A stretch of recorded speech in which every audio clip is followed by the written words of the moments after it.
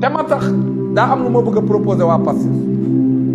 li ma bëgg a proposé waa Pastef sax maa ngi ko gisee ci sama benn xarit bu tudd Elimane nag dafa xarañ loolu mooy proposition bi mooy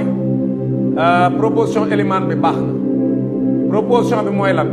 mooy am na ñoo xam ñi ngi wër mënu ñoo am ay parrain këroo kër dugg nañ fa mun ñoo ami parrain dëkkoo dëkk dugg nañ fa mun ñoo am parrain marché bu nekk dugg nañ fa di neexal nit ñi ànd ak seen i woykat mun ñoo am parrain yore seen i fiche kon ko jébbal mu delloo leen kon leen ñun Ousmane la ñuy xaar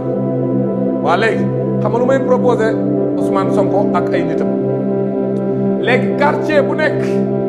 na ngeen fésal na ngeen teg seenu taabal teg seen i fiche nit ñi di rang di leen pare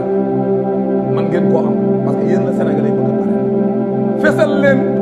ñi nga xam ñoom ñooy seen i nit ngeen teg ko ci quartier yi quartier bu nekk ngeen teg fa ab taabal bu ngeen fa tegee taabal ci teg seen i fiche nit ñi di rang di pare ne ba noppi ku pare ne am lu mu joxe ñoom ñuy am problème pour am pare